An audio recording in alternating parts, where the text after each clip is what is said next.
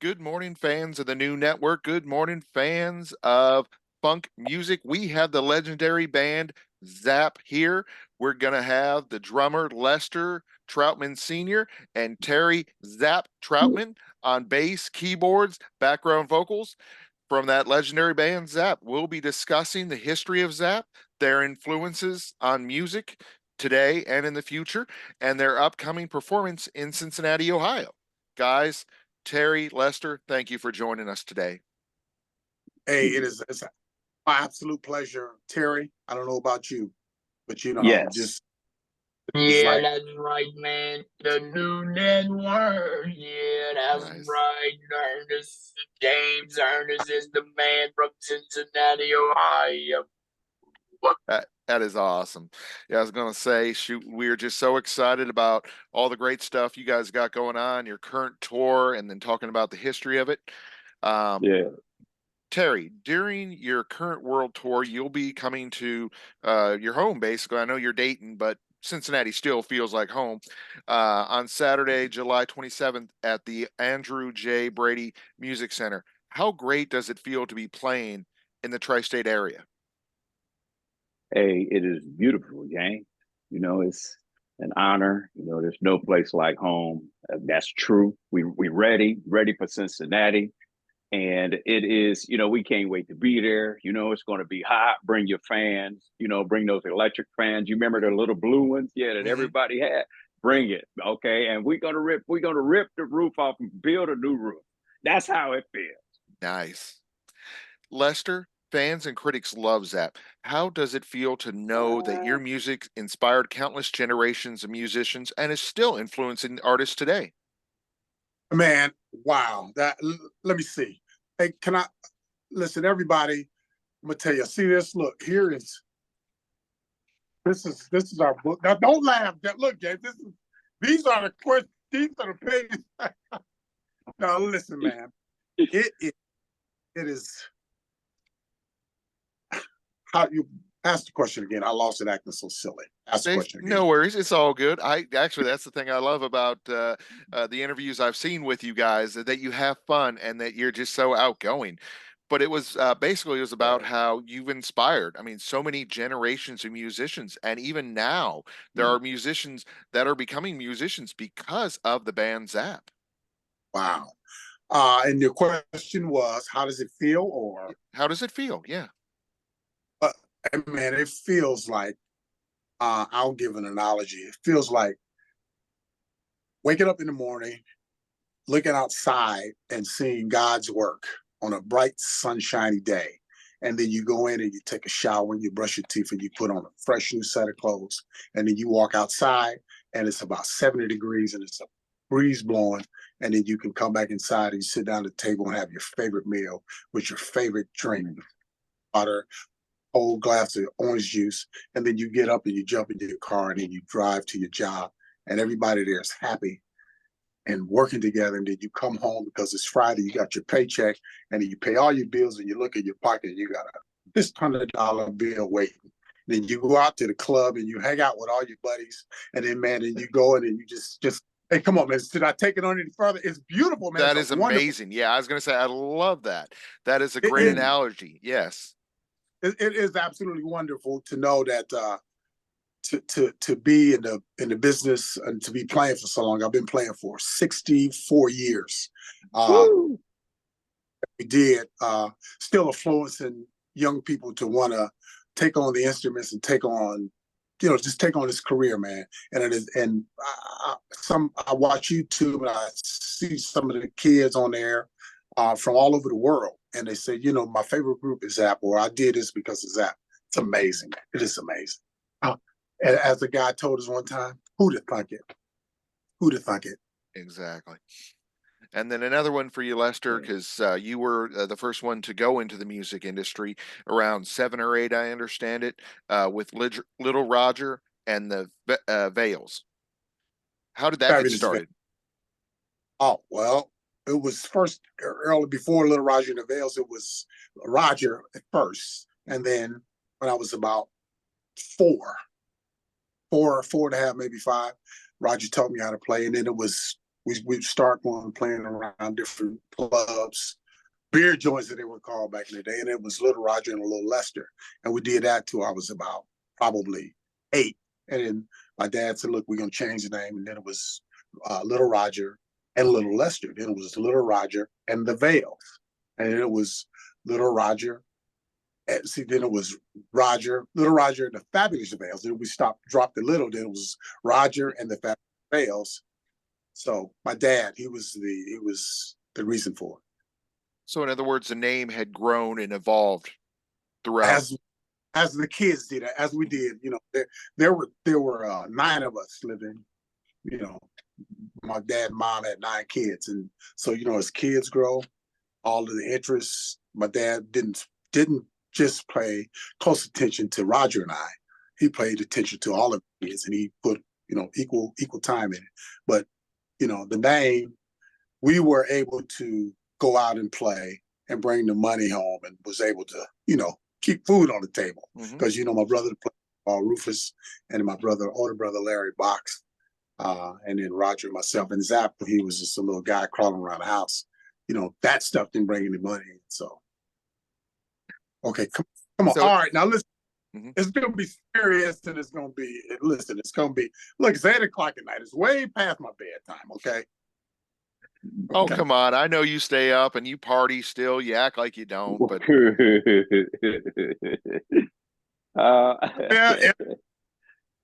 See that right there? It is right there. heck yeah. But yeah, obviously, Terry, that was before your time, and definitely before mine. But I'm not calling Lester old. I'm just saying that, that you eventually grew into it and became part of the team. Yes. That's right. Excellent. And then, Lester, where are some of the places that you would perform? Like you mentioned, the different bars and whatnot. Was it pretty much the whole Yeah. tri-state area, or was it kind of limited to? Well, think about it. Back then, my dad had a 1950. When I came, I was born in 1956, and my dad had a 56 Ford station wagon. So we would travel around. That's what we travel around in. So we wouldn't go to California, but we would around Cincinnati, Hamilton, Middletown, New Miami, Fairfield, Indianapolis, Richmond. So you had a pretty wide circuit that you would cover, it sounds like. Hey man, listen, come on, man. You didn't even let me finish. You cut me off. Maysville, sorry. Kentucky. I mean, that's all right. No, I'm clowning. But yeah, we had regular stops that we would go, and my dad he did an incredible job taking us out into these places to play. Man, we used to play in Cincinnati down at the Wine Bar, at the Never on Sunday, at the let me see. Oh my God, at the Diplomat. I'm telling you, man, all around. Nice. Well, it sounds great that there were a lot of places that got to hear you and got to experience your music as it grew and evolved. And shoot, Terry, did your dad? Oh, sorry. Did your father's advice make it into your music? Oh, yeah, yes. There again, man. I was so much younger, and then I was not even into music for years until I was like a late teenager. So yes, and the day that Roger, who taught me, the day he taught me, my father, he was right there, man, and he would give me all those types of pointers, right? All like sage advice plus musical advice. Okay, play it like this. Yep. Do what Roger say. Play this note. Okay, yes, no, you got to go back like that. Always keep your head up. Look at the people, not at the instrument. All that stuff. Absolutely. There you go. I especially liked his advice that that you got from him was keep your bearings straight. Wow. I feel enough people. Yeah, I feel enough people don't do that nowadays. Yeah. You forgot the part in front of keeping your bearings straight. Okay. It was something before that. You'll always have something in your plate, on your plate, If you keep your bearings straight, Yep. okay, that means you have something in your pocket, you have food on your table, you have a place to go, you have a roof over your head, but you got to keep your bearings straight. You gotta at least, if you don't know how to get to where you're going, you got to at least know where you want to go. At least you got to have some kind of plan. And he'd always talk. His advice, it was his words and his sayings were short but powerful. Let's be men. Be man, man. Let's be man. Let's be Definitely. man. Now, the home of the Funk Music Hall of Fame and Exhibition Center. Why is Dayton was Dayton such a hotbed for funk music? Can I tell him, Lester? Yeah. Well, okay, let's split that up. Go ahead, Zapp. You first. Okay. Since you the ugliest. James, it was they had a certain drink that we drink, okay? It was chocolate milk, vinegar, Kool-Aid, a little bit of iodine, like all of them, the whole place, they all drink it. And when you talk to them, they're going to tell you the same thing. Wow. Okay, OJ, man, all right. Yes, that's right. I don't know. And yeah, I'm gonna let Lester know about that. Okay, Hey, you got James, it, Lester. Good, give it to him. if we knew, man, that's like asking a person, what does it take to make a hit record? If we do, man, God, if I knew, I would take that formula and I would go to every city in America, and I would go to all of the preschools, all of the kindergarten classes. I would go to every last one of the elementary schools and the junior high schools and the high schools, and I would just pass it out and say, "Hey, listen, follow these steps, and you'll be able to you'll be playing with all of the guys in your city. And when you guys go to the studio separately, every time each one of the groups come out there, have a hit consecutively for." My God, what was the span from? Come on, man. From the bigger hits, from the Players to, man, but Shirley Murdoch to God, man, to The Ohio Players, Heat Wave, Lakeside Sun, and others. Yeah. Yeah, Platypus. Yep. And it just goes on, Steve. It's Lakeside. If you didn't say them, I mean, it just goes on and on and on and on, man. And it's just amazing. And if you I'm gonna just jump over your question. Okay. If you go to Ohio, come on, man. OJ's, Bootsy, James Brown, the Isley Brothers. Hey, man, what's this guy's? What is his? What was the Daz the Band. Just on and on and on, man. Goodness, I don't know what it is, man. Definitely. I think that it was just the just competition, man, because right in Dayton, right, Dayton, Hamilton, Middletown. I don't know how far north it went, but we had this powerhouse. We had WDAO radio station, FM station, and they would play. You turn it on, they would get the new Motown records when they came out. They would get the new Memphis Sound records when they came out. They get the new James Brown records and Aretha Franklin. Anything that new Jackie, anything that came out, they would play it. And man, we would be sitting there listening like sponges, man, and taking it in. And we would emulate what we heard. It wasn't in the video, it wasn't Google, it was nothing. With YouTube's nothing. We do it, and they played the song one time. And please believe this, James. Okay. They later they had tape recorders, so recording devices that if they played a song on the radio, people could record it and play it back. Mixtapes. Yeah. We had nothing like that, man. We listened to it, we caught it, and when we caught it one time, that's it. You had to emulate it. We caught it. So I think that's why all of the groups around here, man, we came out and we just had a radio station just pumping, man. 24 hours a day, just bam, bam, definitely, hit after hit after hit. That's what I believe. But so was it also? Sorry. Always other ones as well. WC, WSAI. It was big ones, man.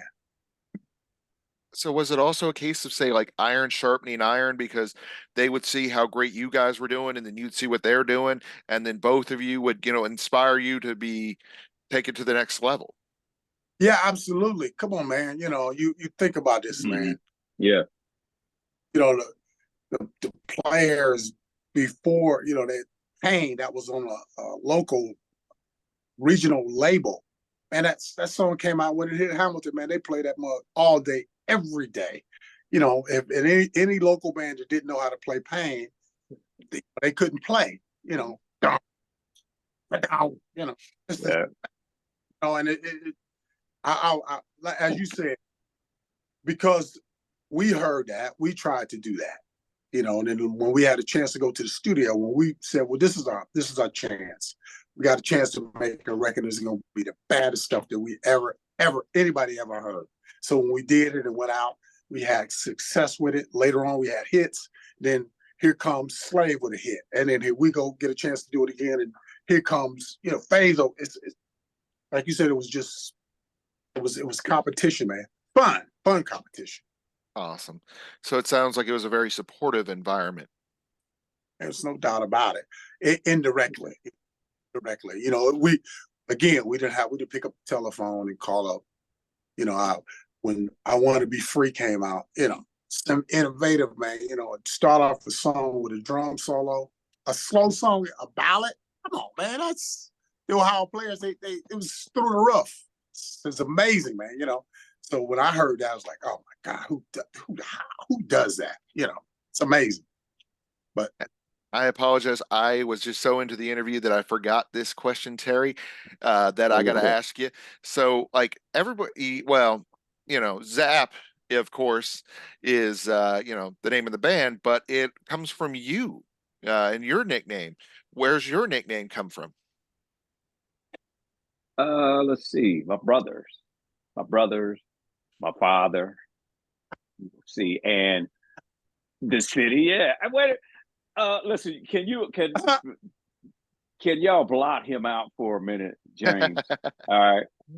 But all yeah, right, wait a minute. really. Yeah, my brothers, they used to tease me so much, man. Tease me so much. And basically, yeah, that's where it came from, man. My brothers, my older brothers, right? And my father. Okay. Excellent. Let's see. Oh, wait, let me fix that. There, I That's right. actually Thanks for fixing it because I'm trying to keep it straight so it'll be consistent with the rest of the interview. Okay, exactly. okay. Yeah, okay. But yeah, shoot.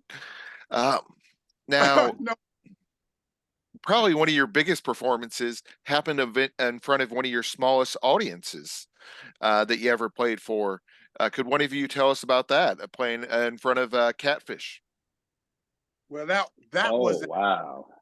that. Yeah, it was a few people was doing a snowstorm in Cincinnati at a club called Never on Sunday, and that was we played because again some of our father's teachings. You always play. You always go to the job. You always go in front of the people.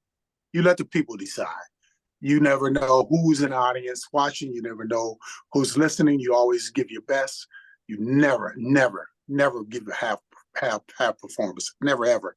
And because of that, that's the reason why Zapp was able to go from, if you will, we were Roger and the Human Body at the time when Catfish came, and that's how Roger and the Human Body came from Roger and the Human Body to Zapp because we were playing it, doing the show at Never on Sunday, and my Bootsy, oh my God, my friend Catfish, he came down to see us, told his brother Bootsy. Bootsy called us, told us to come up to the studio. I think on a Wednesday, we went up there and we met with George. And George said, let's do it. Let's sign them. Let's get them ready. We went right into the studio, United Sound in Detroit. We started recording. Hey, man, we learned, they taught us things that just it's amazing, man. I'll never forget, and I use them to this day.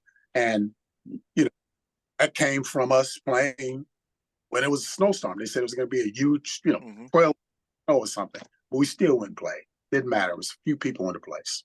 Exactly. Because of your commitment, it paid off. And I mean, gosh, changed your lives forever. forever. Absolutely. Yes. You know, I think that, let's see, I don't see, I don't know how we're going to see the exhibition. Okay. You know, you were talking about playing in a place in front of people or small audiences. Hmm. You know, Roger and I, our dad recorded, we recorded records many times. We made records. Hmm. We made the Introducing Roger album, which was 19, I think we did that in 70. It came out in 76. We started recording that thing in 71. It took forever to record. But before we recorded that album, or during the recording of it, we were able to go and play on a hit album. You know, Roger and I did the Sun album, you know, Oh, and that we did it right there in Cincinnati. Am I jumping ahead? Am I okay? Am I it's good? all good. Yeah, no worries. Okay, you can keep track. Yeah, I can keep track. Yes, okay. Look, I still not like no, yeah. But we recorded the Sun album, man. That was Ball Ray Fleming was a producer, man. I remember going to the studio. I had never seen, never worked with a professional producer, because we had the guys who helped us produce back the Introducing Roger's album. It was they weren't local, but they were, they were they were local. It's local guys. And when we met up with Byron and they brought us out of the studio, he said, well, this producer's coming from New York, Mandrell's producer. We sit down there and started recording. He told us to do certain things, play with a click track, play in the pocket, keep it clean, not too many ad libs, hold it right there. Lester, hold it right there. Roger, do this. Roger played. Basically, came back and played the guitar, and he played the keyboard, the talk boxes. For us to do that, man, and the record came out and it was a hit, man, that's, come on, man, that's just Exactly. crazy. Phenomenal. And then speaking about crazy or phenomenal, the outfits. Terry, where'd the outfits come from? Wow. Which era? As Ernest, we've only been doing it for 60 years, 70 years, Well, I mean, you couldn't Which just buy part, them off the with shelves. George Washington or Abe Lincoln, or which one, man? I mean, did you have Oh, like a wow. team? Did you have somebody in particular that you like to go to? Did you have a favorite designer? Yeah, it was. Let's see. Yeah, go ahead. Yeah, well, yeah. Tell about the guy. We hired the finest seamstress. They would come in. They would fly in from Paris. No, man. All right. Ernest, now, if you believe that, New Network, if y'all believe that, I have a bridge I want to sell each one of you in San Francisco, and I need the money now. No, I don't believe the seamstress from Paris, but I do believe that you all probably had somebody in Cincinnati or somebody somewhere in Ohio, Kentucky, Indiana that was like great at making outfits, because you had such amazing outfits over the years. I mean, maybe they didn't make all of them, but you probably had somebody that would hook you up and make you look good. Oh, Lester, you want to tell them about Pat? That's Pat, the yeah, only one who I can remember, man. yeah. One of my brothers is back in at oh man, this was even in the Human Body days, man. Pat Russ, she Yeah. came. You pull up some of the pictures of the Human Body. With Pat, is one of my brother's girlfriends. She came. She made outfits, and then later when we were able to pay a little bit more money, she told us what kind of the I forgot what it bales or the yards of material she would have.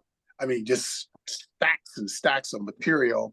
And my brother Larry would go and he said, well, put this with that, put this with that. And then he said, try this on, let's try this, let's do this. Let's look at how the Commodores is dressed. Let's look at how the circus people are dressed. Let's look at the country and Western stars, see how they dress. And let's add this on there.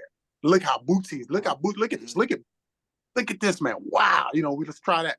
So that's how it came about. Nice.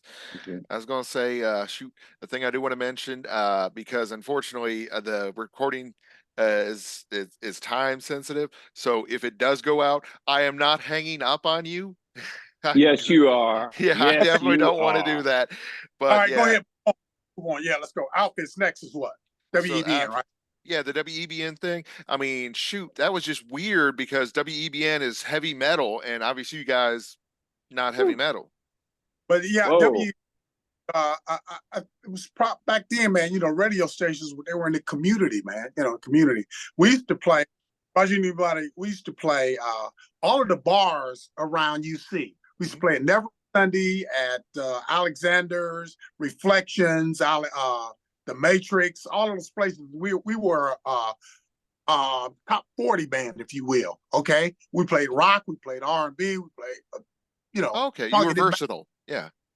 Oh yeah. so they used to be called AJ bands. AJ was a booking agent. Anyway, we he AJ was he would have these contests. Guys would make records, and the guys who would win, if the record was good enough, they got chosen to be on the WEBN vinyl days. Nice. And yeah, that's how we won. You know, we won. We were on it. Heck Okay. yeah. And that was and Stan Hertzman, and he helped us. He helped us, took us a counterpart, and we recorded that Freedom. Freedom was our first single, man, with those guys. Awesome. Yeah, I love how you got the gold albums on display. That was one of the things I was wondering ahead of time. You know, what the heck you do with them? Do you keep them in a vault? Do you have them in a museum? Where do you have them? But it's beautiful that you still have them at your house. Yes, they're trophies, man. You know, when we were kids, everything we did, we won trophies and all kinds of playing music and sports things. You know, Yeah. as kids. And these trophies they're amazing to be able to go and look at. When I walk into my studio, I said, "Oh man, what have I done with my life?" Sometimes I sit down. This is just just a reminder of what you've done with our life. What I did with my life and what we done with our life. It's amazing, as you can see, the gold albums, there's golden reels. I was the engineer. A lot of people don't know that.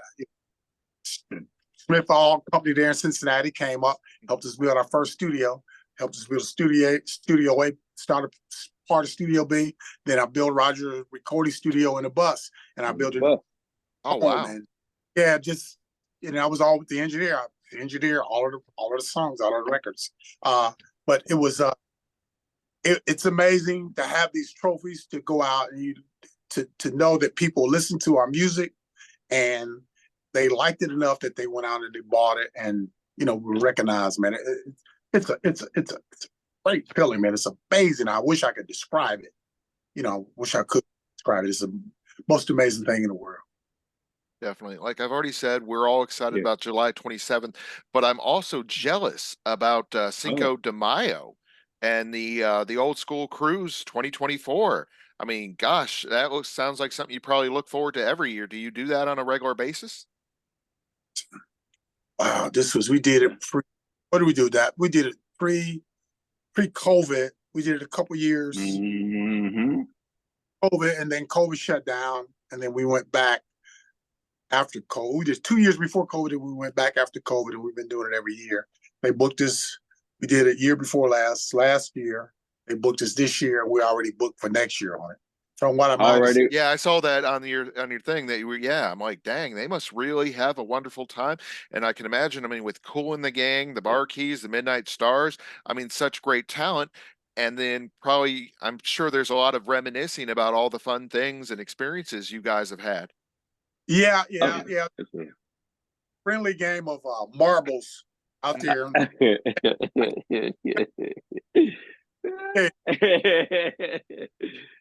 It's amazing, man, to have, Zapp. We was talking about yesterday after rehearsal, man. The groups that we play with, man.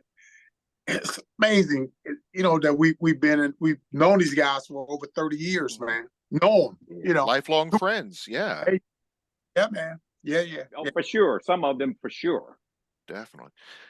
Well, guys, like I said, it has been such a pleasure having you on today, Terry, Lester. I mean, guys, it's been an honor and a privilege having you all on our show.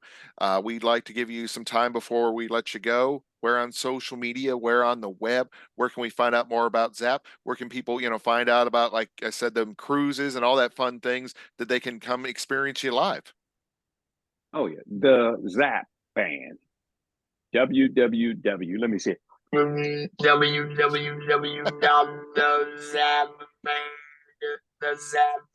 Zapp band. James Ernest is the Zapp band. The Nice. new network, we love you. Yeah. Yes, we do. We did South by Southwest a few weeks ago in Austin, South by Southwest Festival. We did it with Bootsy. Oh, nice. Through the roof. It was fun, and we're waiting to do more shows with Bootsy. We are honored to do it, man. It is. Imagine that. Can you imagine that? I can imagine. I'm hoping actually he might swing by and surprise you at the thing on the 27th. I don't want to give away surprises, but because no one told me. I'm just saying I would hope that would happen. Well, how in Because the I world? run into him at places sometimes, like with the casino openings and different things.